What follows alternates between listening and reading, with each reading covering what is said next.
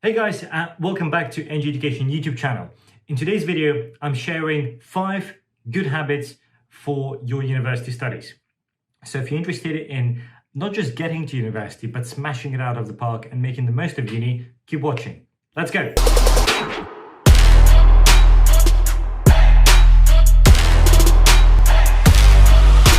Hey guys, so in this video, I'm going to give you 5 habits to have fantastic university experience. And by the way, if you haven't already, do check out and sign up for my newsletter that I send about every 3 weeks, and I share unique insights into CV building, really cool events that you wouldn't ordinarily find from top unis, how to build up your CV, and other tips and advice on university admission. So you can do that via the link below. So 5 great habits for fantastic university. The number 1 habit, once you get to university, is time management. Really important. And there are several ways to manage it. So you can have a like a paper diary that you carry with you with a pen. That's great. You know, you write something down. You know, fantastic, works really well. I've done it for years. I've done it for more than 10 years. Alternatively, something I've started using about 6 months ago that actually revolutionized the way myself, my colleagues work here at A&J Education is using Google Calendar, right? And Google Calendar, Apple Calendar, you know, Outlook Calendar, you know, they're all sort of the same, but basically using calendar on your computer, on your phone, synchronizing them, that's revolutionary. Really straightforward, saves a lot of time. You don't need to write it down.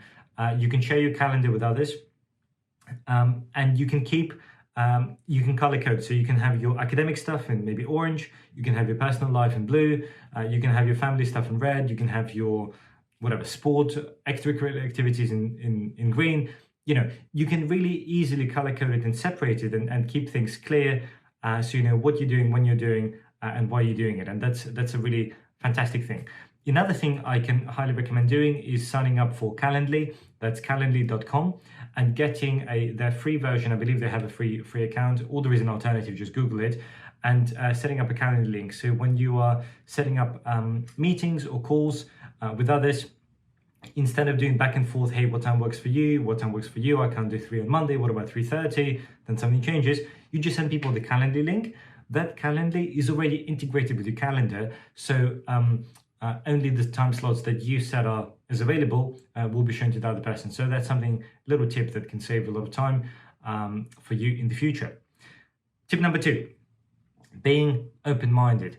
Now, that's super important. The reason I say that is we all are products of our environment, right? And our upbringing, our schooling, parenting, good parenting or bad parenting, good schooling or bad schooling, whatever it may be, but we are products of our environment, for better or worse. So the really important thing about university is to be open-minded. So to be ready to accept new ideas, new thoughts, new people into your life, and really give everything a go. You're only there for 3-4 years. You're never really going to have time like that ever again in your life. So just be open to new ideas, new things, new concepts, and give it a crack. You've got very little to lose, more often than not. Number 3 is respect for other people.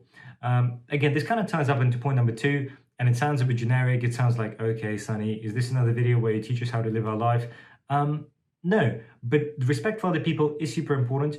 And again, because you meet people from different backgrounds, different experiences, just being a bit sensitive and using your EQ, that emotional intelligence about other people, is super important. So bear that in mind, respect others. Don't say something dumb. And, you know, I've said a lot of very stupid things in my life, and no doubt will continue to. But at least being aware that whatever you say can hurt others, whether knowingly or unknowingly, is important. Which ties up to the point number 4, which is speak less and listen more. And one clever person once told me that, you know, we have sort of like 1 mouth and 2 ears, and they should be used, you know, in the ratio of sort of 1 to 2.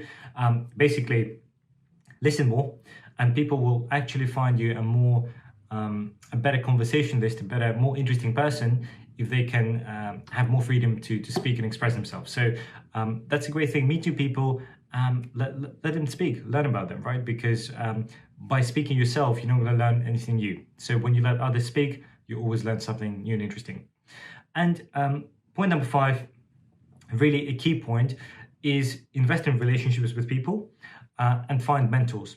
So what I mean by that is make time for people, right? So if you care about somebody, reach out to them, try and schedule a coffee, go for a meeting, stay in touch via email or phone or, whatever way. And different people you stay in touch with different frequency, some weekly, some monthly, some yearly, but very important to stay in touch and invest in relationships that you care about.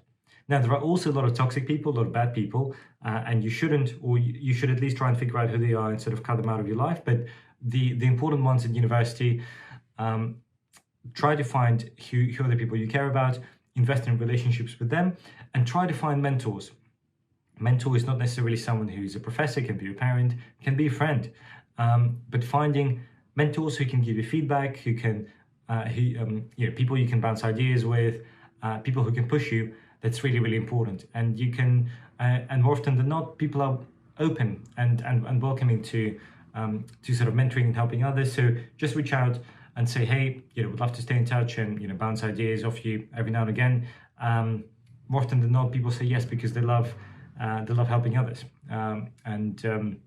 People who've achieved something, who have experience in life, they love passing on that knowledge. So again, there is no shame, nothing to lose by reaching out and asking for someone to be your mentor.